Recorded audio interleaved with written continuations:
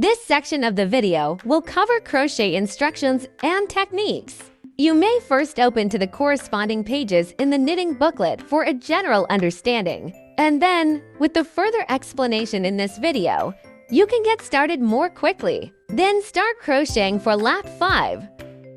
A chain needle is used as a standing needle, not counting the number of needles. Confirm the position of the first pin. All the pins in this loop go through the back loop only. The novice is crocheting the back ring for the first time. You can first penetrate the back ring with a blunt needle and pull it up to stretch it out. No need to go through the 2 wire loops as usual. Empty the front loop, and the back needs to crochet wool on it. Return again to confirm. Rear loop position of the first pin. Okay, so we're going to crochet the back loops of the first stitch. Crochet the back loop into the stitch. Crochet a single crochet. Put a marker on the 1 street as C.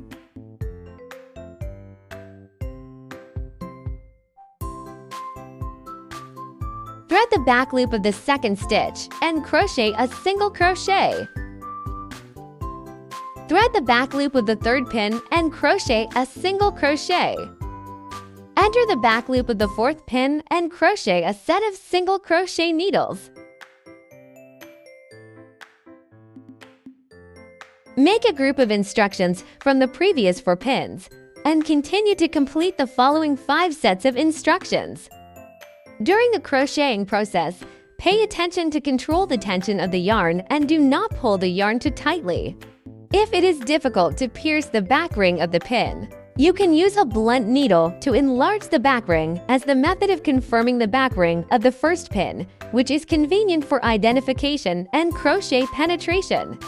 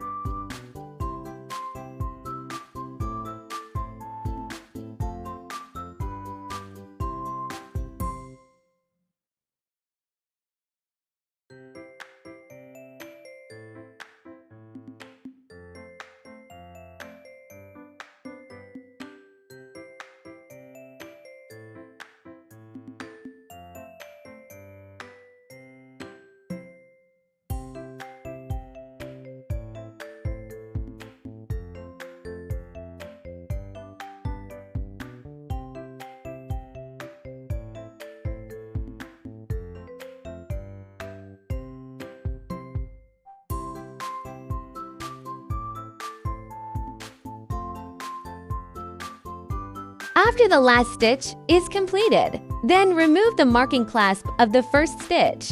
Stare at the first pin position. Crochet into the front and rear loops of the first pin. Winding brings out the thread to complete a sliding needle. Tighten the sliding needle to reduce the trace of the pull position. Lap 5 completed. Let's look at the surface on lap 5. Since we only crochet through the back loop, the surface of the fabric will reveal the uncrocheted front loop. These front loops are the stitches that are needed in the back to crochet the wool on the body surface. Later, when crocheting wool, if the crochet is not easy to penetrate, you can use a blunt needle to pull up the front ring stitch that needs to be crocheted to facilitate the crochet to penetrate. And then on to the 6th crochet. A chain needle is used as a standing needle, not counting the number of needles. Confirm the position of the first pin. All the pins in this circle are routinely passed through the front and rear 2 rings. Crochet through stitches. Crochet a single crochet. Put a marker buckle on the first pin for easy identification later.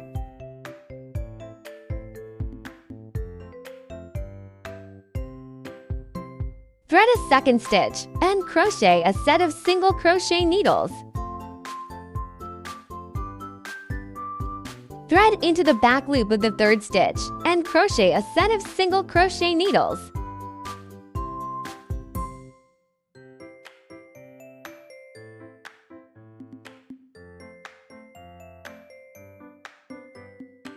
Insert the fourth pin anklet and crochet a single crochet. Insert the fifth pin anklet and crochet a single crochet. Form a group of instructions from the previous 5 pins and continue to complete the following 5 groups of instructions.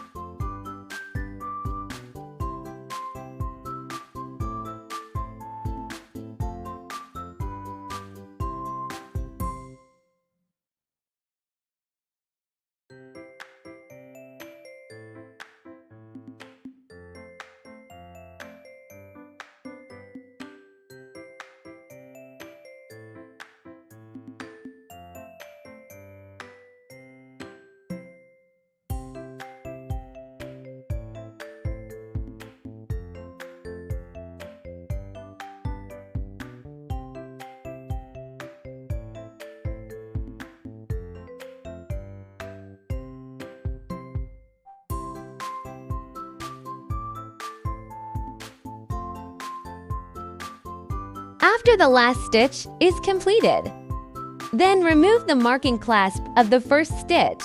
Stare at the first pin position. Crochet into the first stitch. Winding brings out the wire. Tighten the sliding needle to reduce the trace of the pole position. For the next instructions from laps 7 to 14, please refer to the content of the previous laps 5 and 6 to continue crocheting. During the process, pay attention to the instructions to distinguish between conventional crochet stitches and back loop crochet stitches.